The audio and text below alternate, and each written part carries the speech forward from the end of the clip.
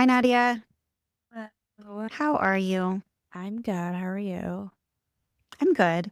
Today, I wanted to talk a little bit about an article that I saw regarding allergies and Mhm. particular food allergies, and it made me think of you. I'm the allergy girl. Just kidding.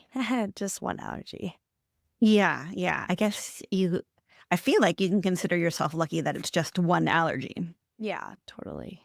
I definitely feel that way. Meeting more people with allergies in college. Just want to talk a little bit about living with it. And Mhm. actually, as a side note, related to something else I wanted to talk about, but we're not going to talk about, is trauma informed healthcare and also just being empowering with people about the different diagnoses they might be living with. Mhm. I went to a course on scoliosis this week, treatment of patients with scoliosis, and Right. oftentimes I felt like it wasn't very it was very like there was oftentimes where I felt like it was the kind of fear-based. And if you think about it, like I just live with scoliosis and it could get worse and then maybe whatever, I'll need surgery or something like that. But you have a peanut allergy, and if you make the wrong decision, that's hospital emergency. It could be tragic. But you can't live your life like avoiding all places where there's peanuts. I mean, I could, and I have met people that do. I don't like to live that way. But also, I mean, didn't really grow up like completely avoiding it. And it was at school and they forced me to sit at a nut-free table or whatever. But now in my everyday life, living on my own, I don't really some people might say I don't care enough, but I'm aware of it. I'm not being stupid about it. And if I'm not ingesting it myself, it hasn't really been a problem. Knock on wood. It could be a problem if you kiss somebody who's been ingesting it But that hasn't been an issue. And just feel like I don't before know, you randomly. I'm not, like, in that situation that much where it, like, needs to be said very at all even, and so I don't know, it doesn't feel I don't know. I don't like the fact that I mean, I guess in the same way that you didn't really talk about it, but in your scoliosis stuff, you didn't want to have to change your life just because of the diagnosis, and then in that same way, I don't really wanna have to change my life because of the peanut allergy, although I've always had a peanut allergy, and it's not like we were super careful before, and now we're not. I'm not being very careful. I've always been, like, relaxed about it. You know not to eat it. You don't accidentally eat it sometimes or just, "I'm not gonna care. I'm just gonna eat this nut cup or whatever. I don't Right. care. I mean, Check if it's I peanut feel or like almond." I feel like if that's just because I knew or I was just told I was deathly allergic, whereas, like, some people do, like, still eat it even though they're, like, a little bit allergic to it, they can just brush it off to the side, and they could still have whatever they're eating if there are peanuts on it. So, I don't do that, but like, sometimes I don't ask or I don't know, I'm careful in my head, I just sometimes you have to be verbal about it, but it's not like I forget that I'm allergic to peanuts and then order something with peanuts in it. I just like it Well, kind you of do in the that situation. you did do it a little bit this summer. That was not the same thing. That was like it was like a snack that I've been eating at home for my whole life. So it was like, why would I have checked in the beginning if I had known So, like I've been just able to eat it? So then I did still check. The only reason I knew about it is because I checked. I wasn't like, oh, just pretending to read the bag. I just was like, oh, let me just check while I'm eating it. And it happened to have peanuts in it. But it's not like I forgot. that's sometimes a tricky thing because things made in other countries are sometimes made differently for those other countries, and that's what happened. And of Yeah. all times for us to be on this, like, small island in Thailand where you don't really have that much quick access to good healthcare, Mhm. for you to find a snack that you've been eating your whole life and find out that in Thailand, they happen to add peanuts to it. Yeah, That's I don't rough. know. I like I did actually find it at home. I guess it was in, like, an Italian, like, deli type place, so I'm assuming, like, they imported it, like, it wasn't just the version of it in regular grocery stores, I'm not sure, but it had peanut butter in it, and that too. So then I was also like, maybe I've just been eating this and it's had peanut butter in it this whole time. But I like to just live in mystery, so I don't really care. It hasn't really been an issue. It's not like one of those things that I've eaten before that I'm like, oh, I don't think I should be eating this, or it tastes weird because that happens too, and I'll just stop eating it. But yeah, I don't know. I feel like I've eaten a whole bag of what that snack that I had bought, so it was just weird. I don't know. But Oh, let's flash back for a second. First of all, the history. You are lucky that you are surrounded by, like, quite lucky. You're surrounded by family members that are also allergic to peanuts, yeah, which is why I think you're not as careful because your dad grew up allergic to yeah, peanuts and there wasn't as much kind of fear or paranoia back then. He had to take care of himself, but there wasn't like peanut-free tables and there wasn't like warnings on every bag. So there are things that he ate when he was growing up that he later found out has, for example, peanut oil. right, And he never thought it would be an issue, so he just kept on eating it, and now those same things have warnings on them, like manufactured in a place that a facility that processes peanuts, or this was made right. with peanut oil, and he just is like, "Oh, I've been eating this my whole life, so I guess I'm just gonna keep on eating it." Yeah, So that's why and you haven't had to be so careful because he led the way with his not so careful yeah. way. I've been meaning to I've actually talked to Lucy about this. We've also grown up going to places that cook things in peanut oil. I have friends that are allergic to peanuts that do not go to Chick-fil-A and don't eat Five Guys and all that kind of stuff. Whereas I'm like, I thought my mom told me I'm not allergic to peanut oil, so I don't care. And I don't know if that's like something you just told me or if I've just like, I don't know. So am I actually not allergic to peanut oil? Or is Well, that yeah, because it's like maybe some people can be allergic to the peanut oil, but you're apparently allergic to the protein in the peanut that isn't in that's the oil and uh not the fat or the oil part. And the only reason we know that is because if this restaurant still exists, it's called a Hot Dog on a Stick. uh And they sell corn dogs and french fries, and your dad has been eating there his whole life, and even before they would specifically say fried in peanut oil. yeah. And then so he'd been eating there his whole life, and then all of a sudden there's a sign on it says, "A fried in peanut oil." He's, "Oh, I guess I can eat peanut oil because I've been eating this my whole life." Uh, And so we just assumed that you could eat peanut oil. I wasn't even tested. I don't know. So there's that, and I was also talking to Lucy because I was like, "Wait, I don't actually know if you've ever been," because Lucy is also allergic to peanuts, so we grew up in a household that's like everyone's allergic to peanuts. I guess normalized, except for you, but it's not like you didn't eat peanuts in the house. Anyways, I was like, "Lucy, I don't know if you're actually allergic to peanuts or if, like, they just told you that you were. Is she actually allergic or did" We tested her and we tested you Okay, too. okay. But But I I don't told know her if that they she do it. wasn't any. I don't know to differentiate between peanut and peanut oil. I don't know if the tests say that, but you guys both tested as allergic to peanuts when you were young, and supposedly you're supposed to test again to see if you grew out of it.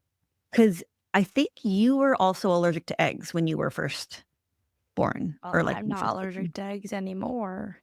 right. Yeah, maybe I should tell Lucy this because I told her that she's never been tested, so that she thought she'd been living a lie. Um, which I think is Yeah. just funny.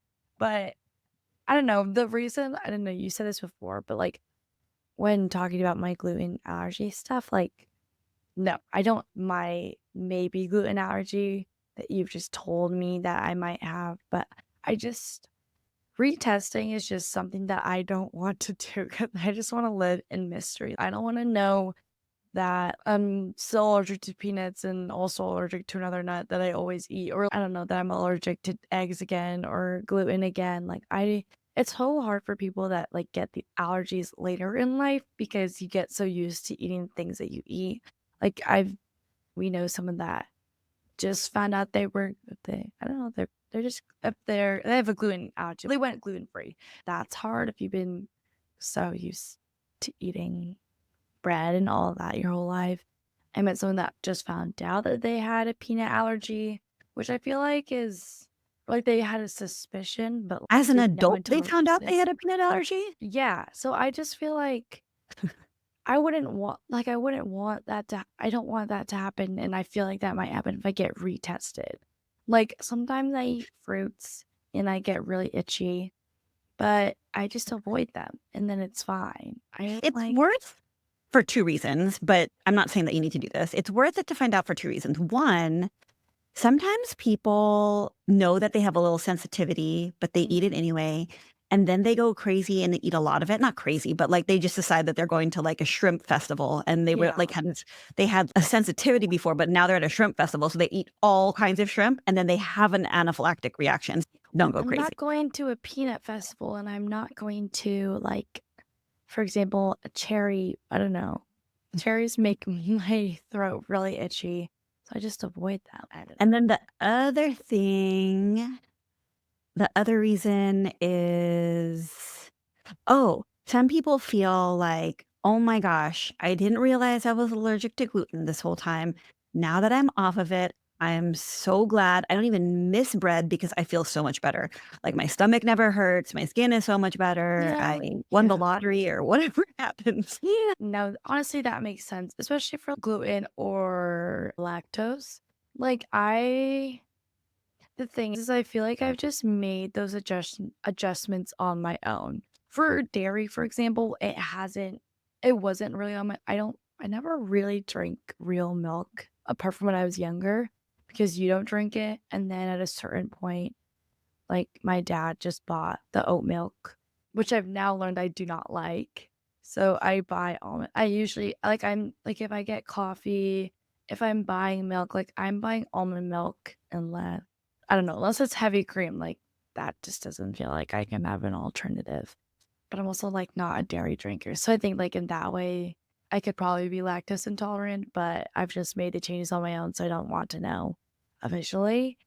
And Mhm. then with gluten, I guess I eat a lot of pasta, but I don't eat as much bread as I used to.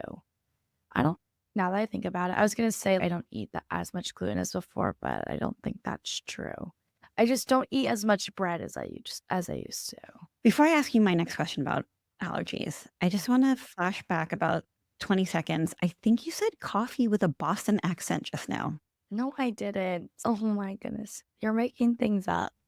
We'll have to go back and listen to the recording. Fine. Okay, treatments. The reason that I Mhm. saw the article was like it said, "We're so close to a cure for allergies," or whatever, and what has happened in the past, that Mhm. people have been put through these, like, trials where they'll eat a little bit of their Yeah. peanut and then a little bit more and more until they can eat a handful, and then now every day they have to eat a handful of peanuts. Yeah. Would you want to work in that way, try to get allergy free? I think we've talked about this and I say no. I feel like I would do it for something that if I did get retested and found out I was allergic to something else, I would do that.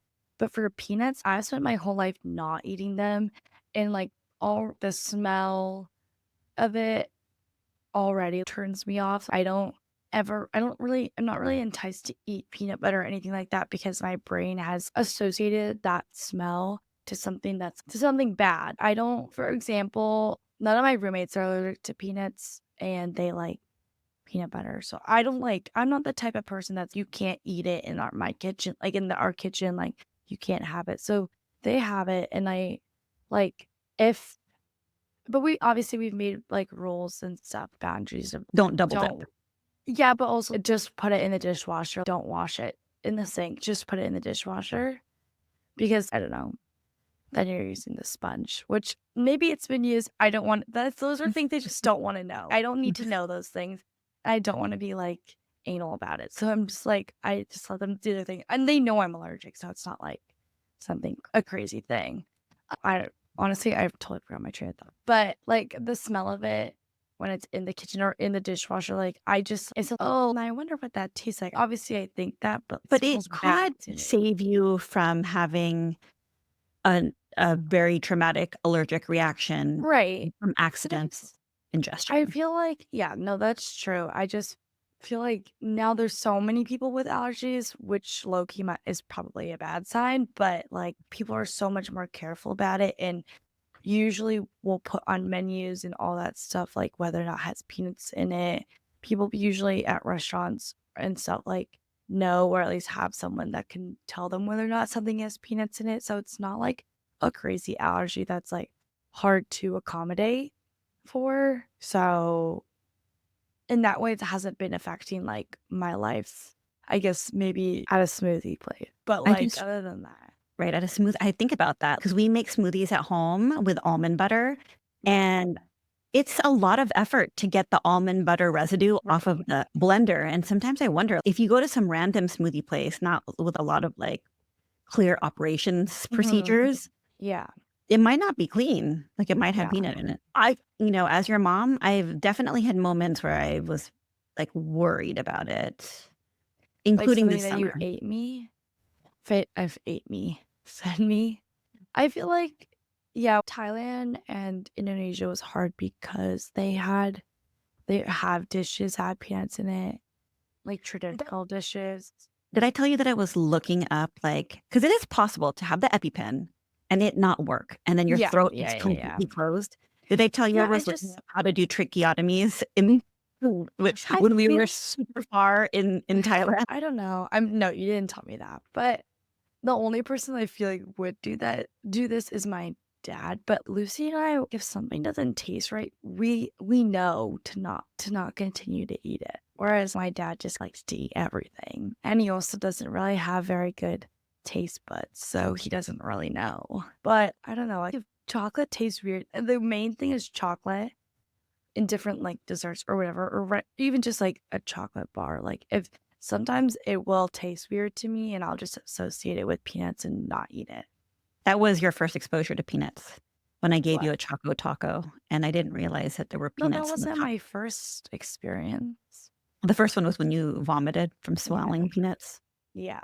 But yeah, and I told you I think it tastes weird. And then you looked at the wrapper and were like, oh, it actually has peanuts in it. So like in that way, and that's I know that's normal for me. That's probably why I don't like Nutella.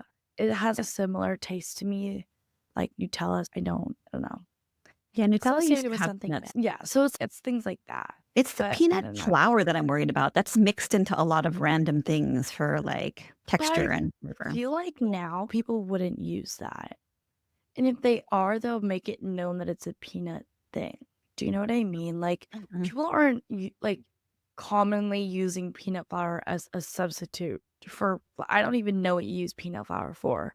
Like, for especially for restaurants and bakeries and stuff like that, there are so many people with allergies. I don't think it would be necessarily a good thing for them to switch to things like that. I guess a lot of things are made with almond flour, but peanut flour feels like crazy to just have everything made with that. So I feel like in that way, there's always an alternative.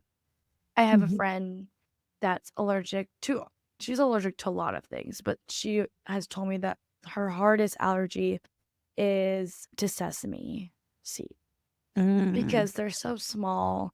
And if you go to an Asian restaurant or specifically like sushi or stuff like that, like Mm. it's not might not necessarily be in your dish, but it will be on the stuff that they're making your dish on. So it's and they're so small that you can't really see it.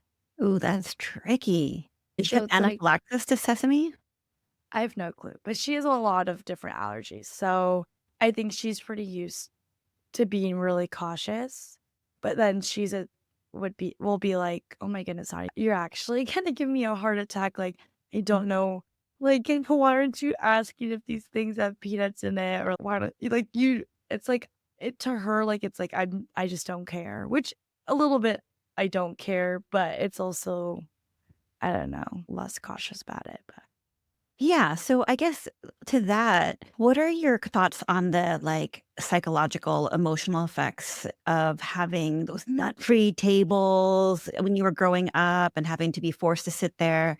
And then you can see how your friends, the ones that have allergies, live a certain way. Like, do you have this kind of general sense of paranoia and fear? Or just always, I guess you wouldn't know I because you've always mean, had it. But how did you feel sitting in the I peanut feel free like table? okay, it's, like, very different.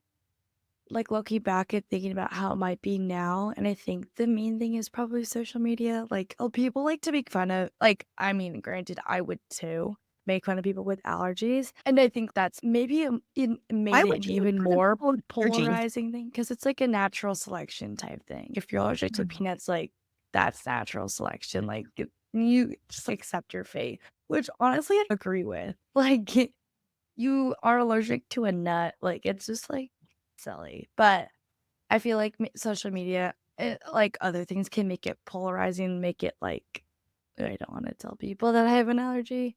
But when I was younger, I guess it still felt that way, but in a but not like with the same social media aspect of it. It's just labeling you as outsider, like you can't sit with everybody else. But also, I still had the same mentality as I do now, so I pretty sure I barely ever sat there because I didn't care.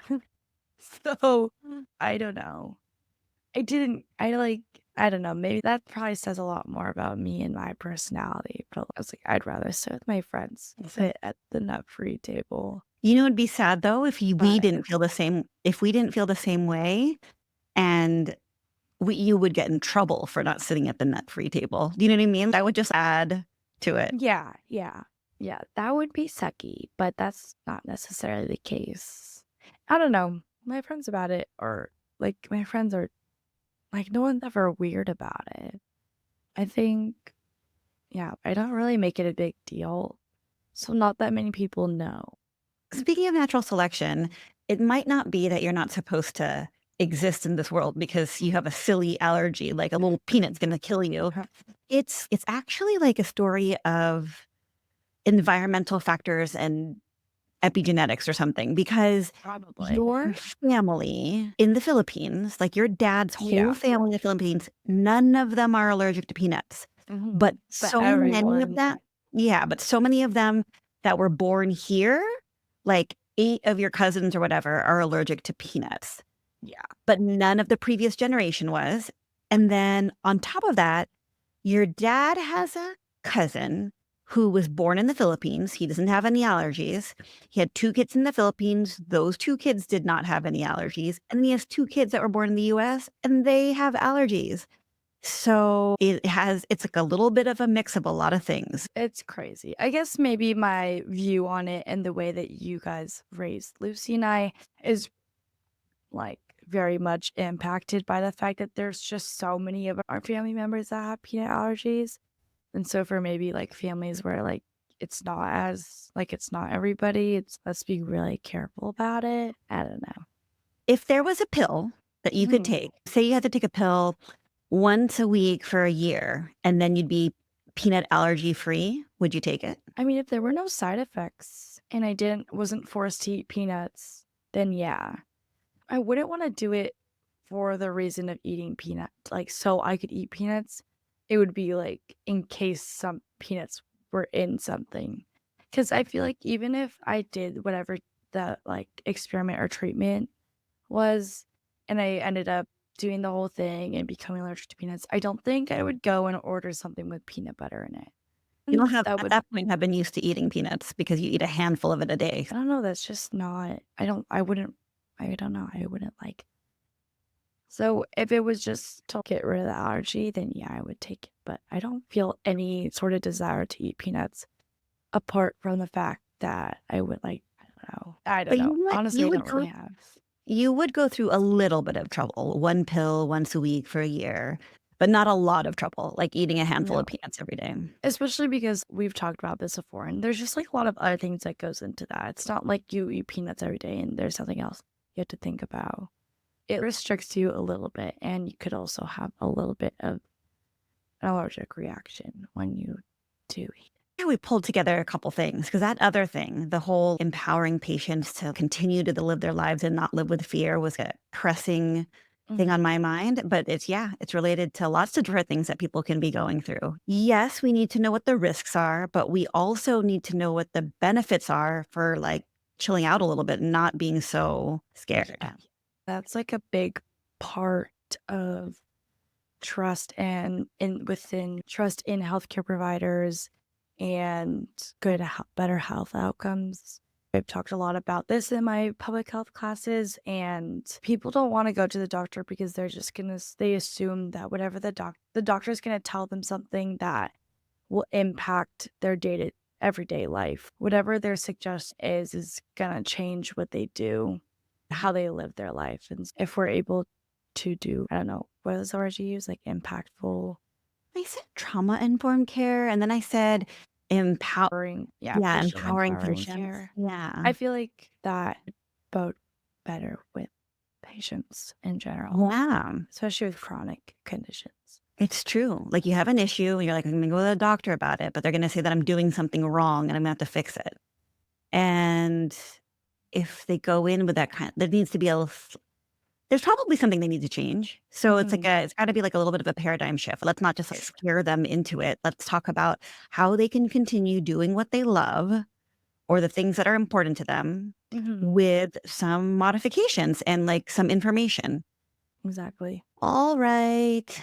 Have a good rest of your weekend, what little You there is left. too. Okay, Bye. bye guys.